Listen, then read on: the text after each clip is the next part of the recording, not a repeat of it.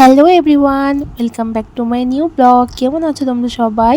আশা করছি তোমরা সবাই ভালো আছো, সুস্থ আছো। আমরাও ভালো আছি বন্ধুরা। তো দেখো, এটা হচ্ছে বুধবারের ভিডিও। এখন বাজে কটা বলো তো? এখন বাজে ওই 10টা মতো, বুঝেছো? তো দেখো, সকালবেলা খালি পেটে ছেলের একটা ওষুধ ছিল, সেটাই ওকে এখন খাইয়ে দিচ্ছি। আর ওষুধটা থেকে না খুব বাজে একটা স্মেল বেরায়, তো সেজন্য ওনার নাকটাকে বন্ধ করেই খায় এই ওষুধটা যখনই খায়। আর তারপর আমি বাদবাকি কাজ শুরু করব। এখনও সেরকম কিছুই হয়নি। আর টুকটাক ওই ধরো ঘর মোছা, ঘরটা আজকে মাই মুছে দিয়েছে, আমার মুছতে হয়নি।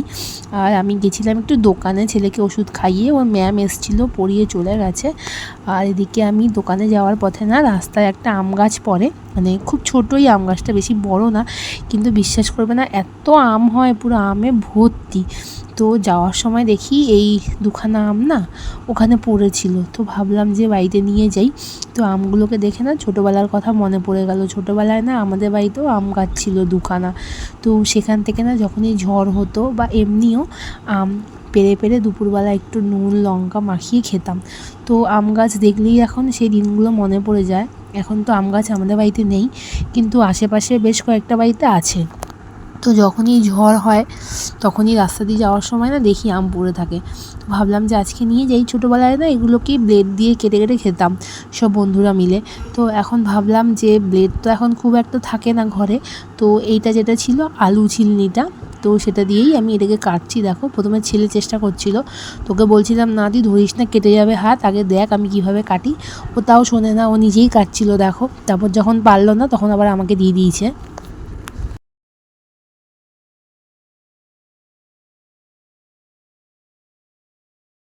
তো দেখো, কোনো রকমে আমি আমটাকে ছুলেছি, ছুলে না এখন ওই চাকু দিয়ে একদম সরু সরু করে পেস্ট করে নিয়েছি, কেননা জানি না যে টক হবে না হালকা টক হবে।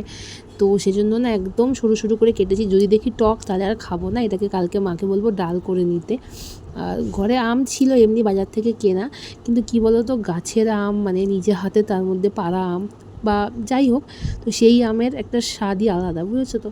তো সেজন্যই না এগুলোকে ছোটো ছোটো করে কেটে ভাবছিলাম যে নুন দিয়ে একটু মেখে খাবো, বুঝেছো। তো ওই দেখো, এখন কেটে ভেতরে তো বিচি হয়নি, হালকা একটু সামান্য ছিল, তো সেগুলোকেও ওই আলু ছেলার যে মুখটা দিয়ে মাথাটা দিয়ে তো সেগুলোকে বের করে নিচ্ছি। আর ছেলে তো এদিকে ব্যস্ত হয়ে গেছে, কতক্ষণে খাবে, বুঝেছো। তো আমি কাটার আগে ভালো করে ধুয়ে নিয়েছিলাম আমটাকে, কিন্তু ওকে বললাম যে আর একটু না হলে ধুয়ে নে, অনেক সময় কষফস থাকে। তো ও কিছুতেই শুনছিল না, ও মানে খাওয়ার জন্য পাগল হয়ে গেছিলো, জানো না, মানে কতক্ষণে খাবে। ওর জন্য এই প্রথম, আর আমি তো এর আগেও অনেক পেরে খেয়েছি, বুঝেছো। তো সেই কারণেই না ও ভাবছিল যে কতক্ষণে কাটবো কতক্ষণে খাবো। তো আমি বলছিলাম দাঁড়া, আগে নুনটা মাখাতে দে, তারপর খা। তারপর ও নিজেই একা একা নুন নিয়ে ওর মধ্যে মাখিয়ে নিয়েছে। আমটা কিন্তু টক ছিল, কিন্তু জানো তো আমাদের যে দুখানা আম গাছ ছিল সেই আমের তুলনায় এই আমটা অতটা টক না। মানে আমাদের যে আম গাছ ছিল সেই আম কাঁচা অবস্থাতেও যেমনি টক, পেকে গেলেও সেরকমই টক। মানে অনেক আম যেরকম ধরো কাঁচা অবস্থাতেই টক, কিন্তু পাকলে একটু সামান্য মিষ্টি তো হয়, কিন্তু আমাদের গাছের আম দুখানা, মানে দুখানা গাছ দুখানাতেই মারাত্মক টক, মানে পাকাতেও যেমন টক কাঁচাতেও সেরকমই টক। তো ওইটাই দেখছিলাম যে আমাদের থেকে কি টক কি না, তারপর দেখলাম যে না, আমাদের আমটা বেশি টক ছিল, এটা হালকা একটু, বুঝেছো। টক আছে কিন্তু আমাদের গাছের তুলনায় কম। সাধু আসলে দেখবি তো বাবু, সাধু আসলে বলবি ট্যাক্সের বিলটা দিয়ে দেবো সাধুকে। খুব একটা টক না, মোটামুটি টক। আমাদের কাছে না আমার মতো টক নয় বন্ধু, আমাদের কাছে কি টক ছিল খাইতে পারতাম না, সেইখানে কম টক।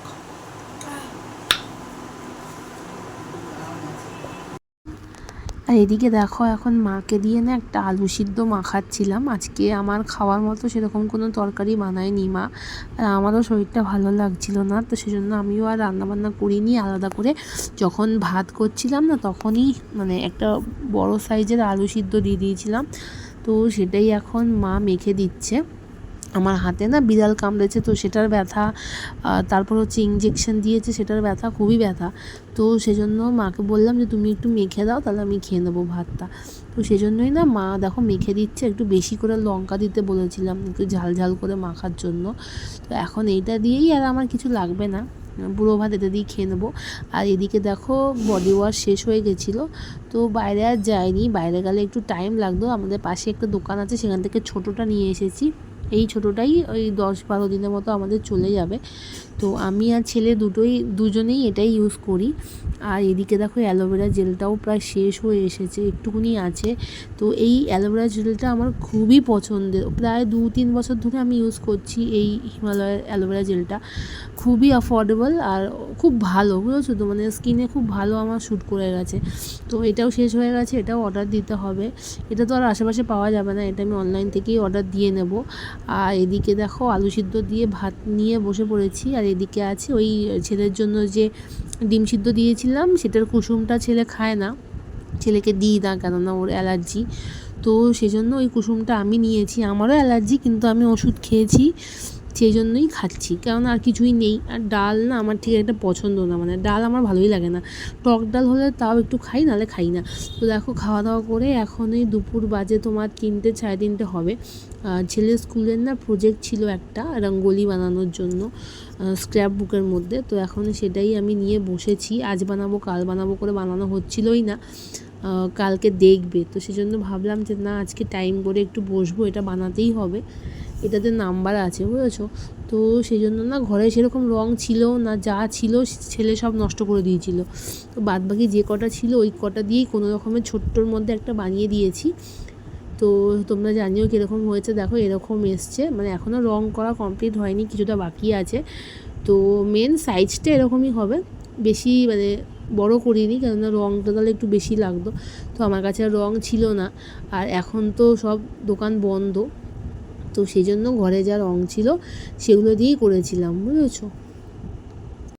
এই জিনিসটা জানো তো দেখলে মনে হচ্ছে খুবই ছোট আর খুব অল্প সময়ের কাজ, কিন্তু করতে করতে না অনেকটা টাইম লেগে গেছিলো, প্রায় 2-2.5 ঘন্টা মতো লেগে গেছিলো। আসলে কী বলো তো, খুব সূক্ষ্ম কাজ, আর যেহেতু কালার করছি তো সেজন্য না খুব আস্তে আস্তে করতে হচ্ছিলো, কেননা একটা কালার যাতে আরেকটার সাথে না লাগে। এখন দেখো অনেকটা রাত হয়ে গেছে, এখন প্রায় 10টা মতো বাজে। তো সকালে তো আলু সিদ্ধ ভাত খেয়ে নিয়েছিলাম, কিন্তু রাতে না ইচ্ছা করছিল না সেই আলু সিদ্ধ দিয়ে খেতে। তো ভাবলাম যে ঘরে একটু বেগুন ছিল, খুব ফ্রেশ বেগুন ছিল, তো সেটা দিয়ে না আলু বেগুন একদম ঝিরিঝিরি করে কেটে, আর একটু পেঁয়াজ কেটেছি, পেঁয়াজ লঙ্কা কুচি করেছি। তো সবগুলোকে এখন একদম কেটে কুটে আমি ভালো করে ধুয়ে নিয়েছি, আর প্রায় 10 মিনিটের মতো না জল ঝরানোর জন্য রেখে দিয়েছিলাম। তো এখন এটাকেই ভাজা করে নেবো, আর ভাজা দিয়ে আজকে রাত্রেবেলা খেয়ে নেবো, বুঝেছো। তো বেগুনেও আমার অ্যালার্জি হয়, কিন্তু না এই বেগুনটা একদম যেহেতু বিচি কম, তো সেজন্য কিছু হবে না। তো আর ওষুধ তো সকালে খেয়েইছিলাম, তো এখন এটাকেই ভাজবো, ভেজে এটা দিয়ে এখন ভাত খেয়ে নেবো। তো চলো তোমরা দেখতে থাকো ভিডিওটা, আর যদি ভালো লাগে তো একটা লাইক করে দিও, চ্যানেলটাকে সাবস্ক্রাইব করে দিয়ে আমার পাশে থেকো।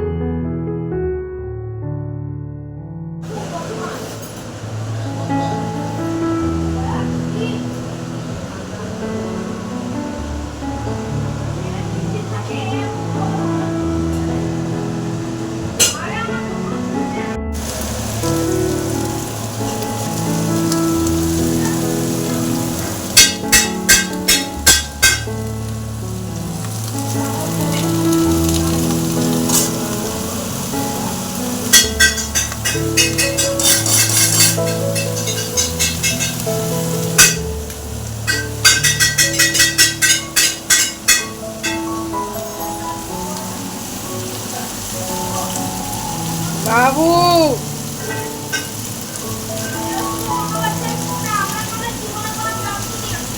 আমি তো তোর মা, ওরা যা খুশি বলছে।